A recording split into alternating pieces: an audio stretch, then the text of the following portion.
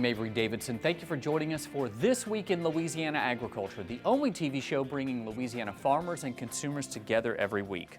How do Louisiana fishermen celebrate Earth Day? Well, they could plant a tree, but that's not really their style. What many are doing is building a new artificial reef in the Gulf of Mexico to create habitat for the sport fish that are vital to keeping Louisiana as sportsman's paradise. Twila's Carl Wiggers recently traveled out of Venice Marina to get an up-close look at the Green Monster Reef. This concrete dropping into the Gulf of Mexico is 20 years in the making. This artificial reef being constructed is part of Coastal Conservation Association's Habitat program, which has built 33 reefs just like this one. Really the mastermind of CCA's entire reef program for decades now. He is also the state president for CCA Louisiana and the chair of our Habitat Committee, Mr. John Walther. This Habitat program is to replace what we're losing due to many factors. Coastal erosion, subsidence, and the removal of oil and gas structures which provide habitat for our fisheries. And that's what we're doing today. Corey Ilg is the CCA Plaquemine chapter president. He's excited to see this popular fishing spot known as the Green Monster preserved. I was born and raised in Plaquemines Parish, and I got young children that fish with me every weekend when I do go fishing, and this is to sustain the habitat for future generations to enjoy the same stuff that we enjoy. Hunting and fishing is part of the culture of Louisiana. That's why we're called a sportsman's paradise. And that's why those of us who participate in these resources are so interested in conserving these resources so that we have them available for our future generations. CCA Louisiana's executive director, David Cresson, says projects like this would not happen without great partnerships. This is the combination of a lot of hard work by a lot of people. Wildlife and Fisheries, obviously Mike and Ashley work great with us and we appreciate them. But then other partners came on board like Chevron, we couldn't do any of this without them. But then folks like Tim Sander from Gainey's donated a bunch of material to us. Madare and Sons Towing, Deep South Construction, they came along, and it's just a combination of a lot of work coming together, and then the weather cooperating enough in these 3 or 4 days to where we can go do this. This is free material from Gainey's. Madare and Sons made a huge donation on their time and effort to make it possible for us to do this. In Venice, Louisiana, I'm Carl Wiggers for This Week in Louisiana Agriculture. What's even better about this reef is that it will be populating with invertebrates and bait fish within weeks of going into the water. That means you'll be able to catch the bigger redfish and speckled trout there in no time. You can learn more about the Green Monster Reef or CCA Louisiana on our website at twilatv.org. And I guess that means Carl's going to just have to go out there and do a follow-up. And hey, we might have the follow-up for you, because if you have the urge to go check out the Green Monster Reef or maybe another of your favorite fishing holes down in the Gulf, you need to register for the 2021 Terrebonne and Lafourche Parishes Farm Bureau Fishing Rodeo. It's a great event that will be held in Grand Isle on June 9th and 10th, with proceeds benefiting the Louisiana Ag in the Classroom Foundation and the Louisiana Farm Bureau Foundation. This event is always a huge hit, from the most advanced anglers to the first-time fishermen. Check-in begins at the Bridgeside Marina on Wednesday, June 9th at 2 p.m., followed by dinner with plenty of door prizes to give away. The tournament begins at daybreak on Thursday, June 10th. Weigh-in will end at 2 p.m. on Thursday. Entry fee is $100 per person, and corporate sponsorships are still available. To find out more information or to register your team, head over to our website at twilatv.org.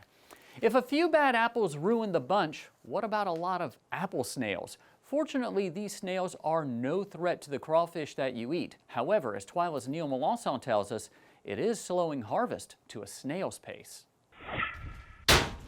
It looks like a normal crawfish harvest, but these sacks are full of snails. This is the worst of the fields crawfish farmer Ross Hebert has, but he's seen them all across his 1,700 acres of ponds here in the last few years. It seems like they are attracted to the bait that we're putting in the cages, and they're such slow movers that they're going into the funnels of the cage, and most of them are blocking the funnels for the crawfish to get inside. And they're also eating the ones that do get in early. They're eating the bait, therefore not having enough bait to allow the crawfish to get in the cage. Mark Shirley, a crawfish expert with the LSU Ag Center, says they've been an invasive pest for a number of years now, but are starting to show up in greater numbers in crawfish ponds across South Louisiana. So the apple snail population has been extending its range across South Louisiana. It seems like it may be traveling in the Gulf Intercoastal Waterway, and then it's traveling up some of the rivers, such as the Vermilion River here, the Mermentau a little bit further west, Bayou Teche to the east. So we are seeing the snail population expand. And in certain areas, the populations can get so high that they are a nuisance in a crawfish pond. In Baton Rouge, researchers have found that a copper sulfate treatment can be effective on the snails. Here, researcher Blake Wilson, along with his grad student Julian, are working on a solution that's both effective and safe for crawfish. At our South Farm Rice Research Station, where they have the crawfish lab, we're doing separate assays examining toxicity and mortality of crawfish, with the hopes that we can identify a dose that is highly lethal and provides good control of the apple snails without any negative impacts to the crawfish. Now, while the LSU Ag Center is working on this copper sulfate treatment, there's a couple of ways you can help physically stop this snail infestation. One is when you see these eggs growing along crawfish ponds or bayous in your area, you can take a stick and knock these eggs into the water where they'll die. You don't want to physically touch them with your hands because they emit a toxic substance. And the other way is you can, if you break them off on a branch like this, you can put it on the ground and literally stomp the problem out. Reporting from Abbeville, I'm Neil Melanson. Again, we want to emphasize that you will not see anything like this whenever you go to eat crawfish. There's not going to be snails in there. However, if they become more pervasive in ponds, it might start to cost more to bring in the harvest, as farmers have to spend more time getting these big things, about that size, out of all of the crawfish. Well, as you saw on Ross Hebert's hat, he sells to Mouton's Crawfish Connection in Maurice, right outside of Lafayette. So for this week's crawfish prices, we'll start over there. The Crawfish Connection has them live for $2.25 a pound and boiled for $5.30 a pound. Over in Lake Charles, K-Bon's has live crawfish for $2.50 a pound and boiled are going for $4.99 a pound. The Ruston Crawfish Factory in Ruston, Louisiana has them live for $3.25 per pound and boiled are $4.99 a pound as well. As always, call ahead before you go out and buy them. Another good plan, take a look at the retailer's social media. Sometimes they post some specials. I know Mouton's has package deals that offer potatoes or discounts as you buy more. Now, these crawfish prices are brought to you by the Louisiana Crawfish Promotion and Research Board, which reminds you to always eat Louisiana crawfish and to make sure, ask before you eat. Well, have you heard the best grassroots government podcast yet from the Louisiana Farm Bureau? We could say it's the best because the Louisiana legislative session began and we finally had some bills to discuss with lobbyist Joe Mapes.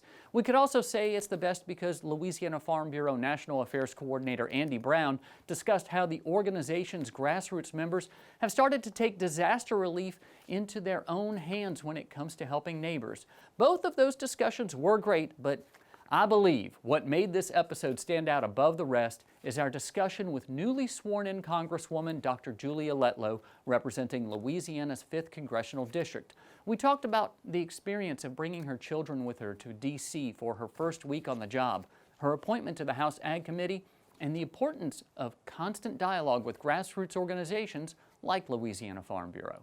It's organizations just like the Farm Bureau. You're my eyes and ears, boots on the ground that are making sure that I am heading in the right direction. So it's so important for me to have these relationships and these connections with all of you to make sure that I go and visit with all of you, that I see the issues that you're facing so that I can best represent you. It's important for the staff in my office to be well aware of all of the issues that you're facing. I think you'll be very pleased with the staff that stayed on from Congressman Abraham's staff. You know, they are so well versed and they're veterans in the ag community, and I'm so thankful that they've agreed to stay on. And it's just important to have, you know, a great relationship with the Farm Bureau, and I plan to keep that strong moving forward. To hear the entire episode of the best episode ever of the Grassroots Government Podcast, head over to our website at twilatv.org. Now is a great time to plant an herb garden in your backyard or maybe your back porch, even right there in your kitchen. In this week's Ag Minute, our friends at the Southern Food and Beverage Museum give us some tips to make the most of our herb garden. Hi, I'm Liz Williams here at the Southern Food and Beverage Museum. If you planted your herbs in March, by now they must be really ready for harvesting. So we're going to talk a little bit about harvesting, storing, and how to encourage your herbs to keep growing. So first we're going to be cutting the herbs, and what you need to do is cut right above one of the joints so that you are encouraging the plants to keep growing. So when you get inside, you're going to want to make these herbs last as long as possible. So we have some lemon balm right now, and what we're going to do is strip the lower leaves off, and we can use those right away. And we put the stem right into water. And then when we're finished, we'll put that into the refrigerator, and those herbs will last for more than a week and still be fresh. I love to use fresh rosemary or sage myself whenever I'm cooking. To learn more about the Southern Food and Beverage Museum, head over to our website at twilatv.org. Still to come on Twila, we're going to get spicy with Louisiana beef. A brand new Field to Feast is coming up next. Stay with us.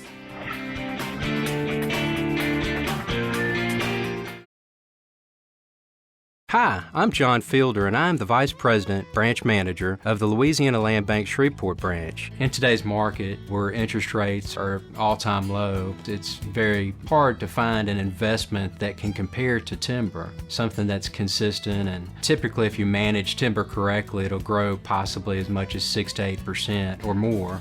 If you're looking for that loan for timber, for recreation property, for cattle, crops, call me, John Fielder at the Louisiana Land Bank.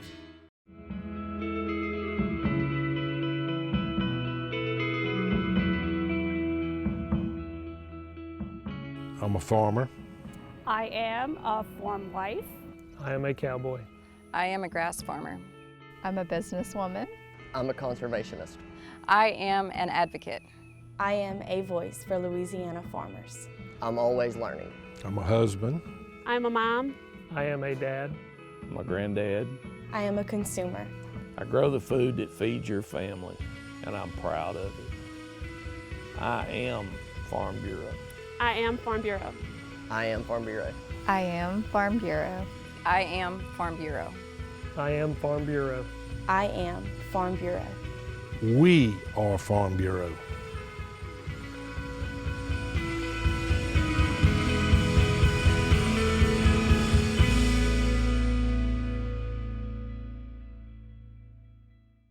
It's a well-known fact that here in Louisiana, sugarcane is more than just a crop. It's a way of life. It creates more than 16,000 jobs across the state and an additional $3 billion boost to our state's economy. And Louisiana's cane families always give back to the communities where we live, work, and play. Louisiana sugarcane, making life sweeter, naturally. Sugarcane, sweet sugarcane.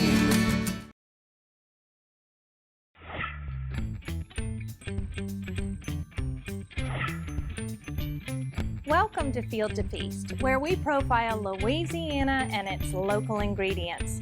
Today, we're at Red Stick Spice Company, and we're gonna kick it up a notch in their teaching kitchen using Louisiana beef and Red Stick spices.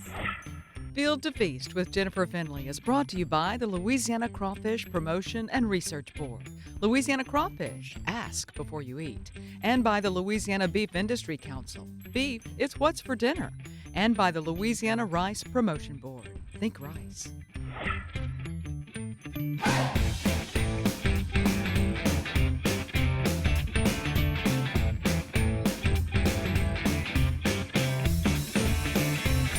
We're here in the teaching kitchen at Red Stick Spice Company with Yvette Bonanno, and she is going to be making a fabulous dish using Louisiana beef. Tell me a little bit about this cut of beef. Yeah, so I'm really excited to show you this today because it's called hanger steak, which was also referred to as the butcher's cut. Why? So once the butcher was completed his butchering of the cow, this cut of meat, it's a little bit more challenging to butcher down. It hangs on the lower part of the cow, and it is very tender. Okay. So there was really no way to market it, so the butcher would take it for himself. So it has... He had the inside skinny. Exactly, and now you've got the inside skinny. Wonderful. The other thing about this cut of meat, it's gonna run you about $6, $7 a pound. It has the tenderness of a filet mignon, and then just a lot of marbleization. It's got some fat to it, and I'm just excited to show it to you. So what are the spices we're going to be using So today? what I did find was they have a coffee barbecue rub. Sounds and it was delicious. great because when you're here, you can ask them to take the jar and then give you a taste to see if it's to your liking. And so of course I'm tasting them all. And then the other spice I found was the Steakhouse. It's a salt blend. So this had more heat to it, and this had the salt I needed to it. So cast iron, seasoned. always, yes. We're gonna go oil first. Okay. Again, that's gonna raise the temperature, and then the selection of oils here is amazing. Unbelievable. To that, we're just gonna add a little bit of butter. It gives it a flavor. And then also, that, you know, provides that golden, beautiful color once we get it on the sear. Ooh, days Into like the pan. today, I love my job because I know at the end of this is going here. I know, you know, when people are like, oh, I wish you could smell on TV. Yeah. I wish you could smell this. You're only going to turn this once. So yeah, we talk about anytime we're searing proteins, we want to trap that moisture, the flavors on the outside, but the juices are so very important. Yeah. So every time you're turning and flipping and mashing, those flavors and juices are being extracted. Yeah. So right now we're searing the bottom, they're rising up. We're gonna turn it on its side, and then we're gonna just only flip it once. Okay, look how, see, that is beautiful. It smells, I mean, it really smells absolutely delicious. And so the other thing that I have to say we were lucky enough to get is from Maggie Mushroom at the farmer's market. One of my favorite people. I mean, adore her. Maggie and Cyrus are doing an amazing job out there. Talk to me about their mushrooms. Well, I mean, their selection, their variety is incredible. But when you go to the market, it's picturesque, right?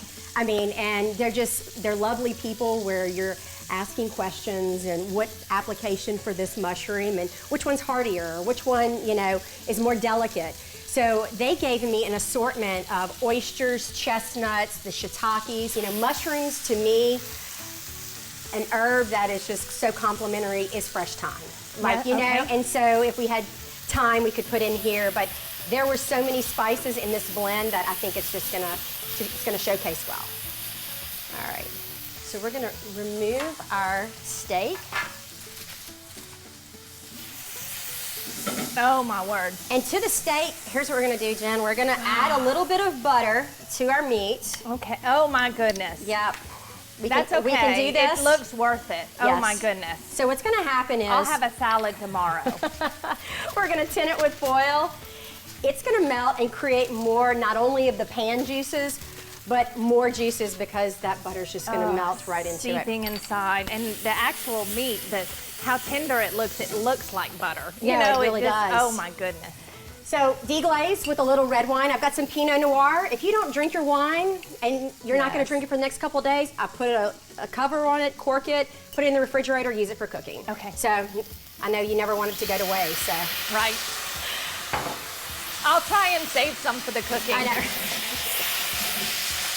So we're gonna deglaze, again, just getting all those particles from the bottom of the pan. Yep. Once it reduces, I've got a little bit of beef broth. I think I do like it when it's more of a demi-glace. Right, so it's just gonna be a little bit of beef stock, and we're just gonna let these simmer for just another minute, and then I'm just gonna finish off with some Italian flat leaf parsley. And when we come back, Ann Milnick's gonna join us here in the teaching kitchen at Red Stick Spice Company to make a delicious side using these wonderful spices. Time to add the parsley? Let's do it.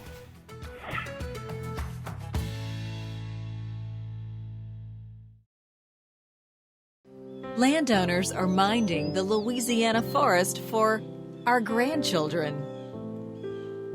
A place for wildlife, recreation, lumber for homes. It's the right thing to do. Forestry, covering half our state, all of our hearts.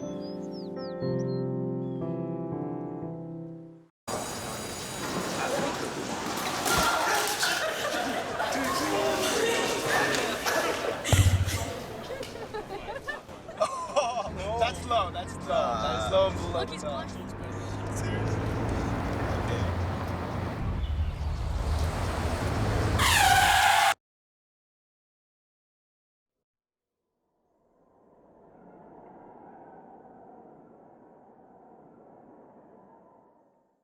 Louisiana oysters, salty, sweet, and delicious. But have you ever thought about what happens to all those oyster shells?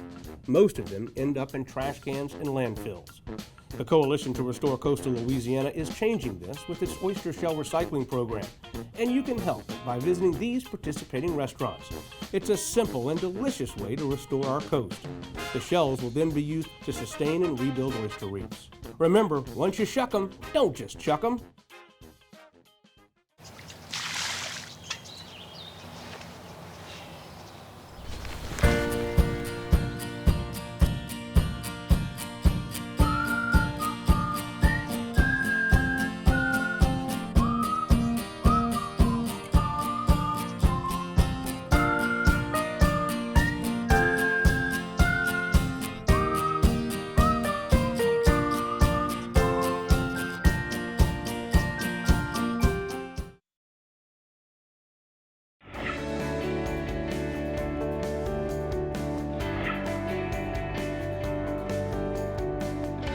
So we're back here in the teaching kitchen at Red Stick Spice Company, and we're so excited to be with Ann Milnick. She's going to make us a side dish for that wonderful hanger steak.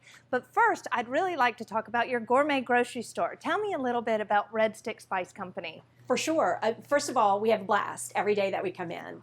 I'm a gourmet grocery store, and when you walk in, you're going to be hit with all the smells. Now, we have smell amnesia. We don't smell anymore, but it's cumin and cinnamon and all these wonderful spices when you walk in. We also have olive oils and hand-blended teas and lots of local artisanal products. And then adjacent to the little grocery store where you can taste anything, you can smell anything, you walk into our teaching kitchen, which is where we are now. We are pretty darn proud of it. You should be. This is gorgeous. Yeah, we opened just a few months ago, and we couldn't be more tickled with ourselves with what we are able to accomplish in this room, bringing folks in to do cooking classes, but we're also doing videos and Zoom classes, and yeah, so we're having a blast. I love it. So what are we going to be making? So when I heard about hanger steak with the coffee barbecue rub, and I started thinking about those smoky elements and that richness, that umami that comes naturally from a piece of red meat, and then she's got some mushrooms going in there.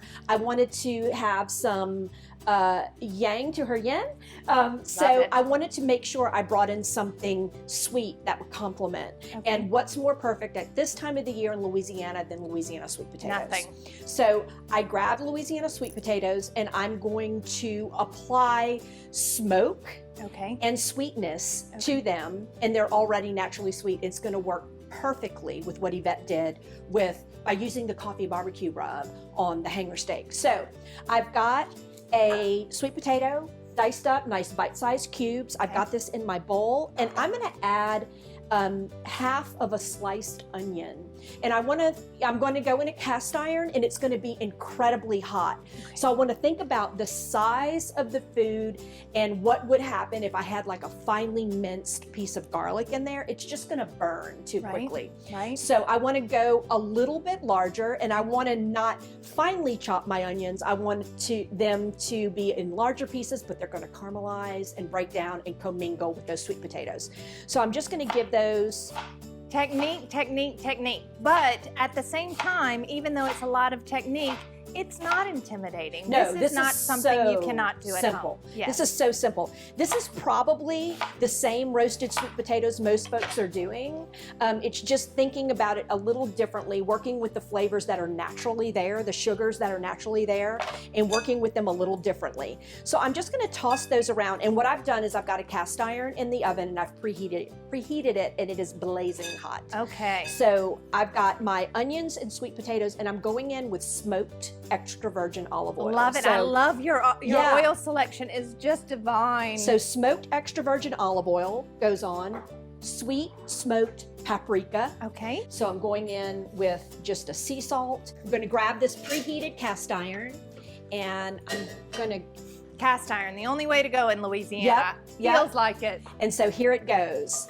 And that is the magic sound right there. So we want that to happen, and that's going to go back into the oven. No lid. Okay. We're going to let our nose sort of guide us, but probably within the next 12 to 15 minutes, we're going to see some softening on the sweet potatoes. We need to pull them out, give them a stir, make sure we really evenly get that caramelization on all sides. And thank you so much for having This was us so much fun. here today in your teaching kitchen. I cannot wait to continue to come back and learn more and more and more. This was a ball. Thank you. If you'd like more information about Field to Feast, about the recipes you've seen on our show, please visit us at twilatv.org. Thank you so much for joining us, and we'll see you next time. Field to Feast with Jennifer Finley was brought to you by the Louisiana Crawfish Promotion and Research Board, Louisiana Crawfish, ask before you eat, and by the Louisiana Beef Industry Council, beef, it's what's for dinner, and by the Louisiana Rice Promotion Board, think rice. Did you know that some animals like sheep, goats, and llamas have fibrous coats that keep growing throughout the year? These animals need to be sheared regularly to keep them healthy and allow them to live comfortably through the changing seasons. In this week's Twila Boost, we introduce you to one groomer who explains why the process is both necessary and humane for the animals. I am an animal shearer. I remove the fiber from 4 different species: llamas, alpacas, sheep, and goats. And I do that all over the Midwest. We service over 500 farms, so we stay super busy. I think that people get really confused about the shearing process. It's definitely required. Their hair grows just like our hair grows. It's a protein, and you know, for the most part, if we don't cut our hair, it's not coming off. And it's the same for those animals. Thousands of years ago, sheep in the wild, they would shed out their coat. And then humans came along and they started domesticating sheep. Sheep were the first domesticated animals ever recorded. We perfected the process of growing wool so that we can harvest it from them, which means that they won't shed at all. And if we don't shear those animals, it will just continue to grow and grow and grow and grow. And as it grows, it gets harder for the animals to move. It gets harder for them to find food. It gets harder for them to keep cool in the summer, and it won't stop until it eventually will likely kill the animal. A lot of people get confused and think that shearing is a cruel process, but it doesn't have to be. We shared the entire video on our Facebook page. You'll find a link over on our website at twilatv.org. Well, that does it for this edition of Twila. Be sure to join us next week when we'll introduce you to the 2021 Louisiana Farm Bureau Ag in the Classroom Teacher of the Year. Until then, you can watch all of our stories online at twilatv.org, and be sure to like us on Facebook, follow us on Twitter and Instagram, and subscribe to our YouTube channel. For all of us here at Twila, thank you for joining us. We hope to see you again right here next week.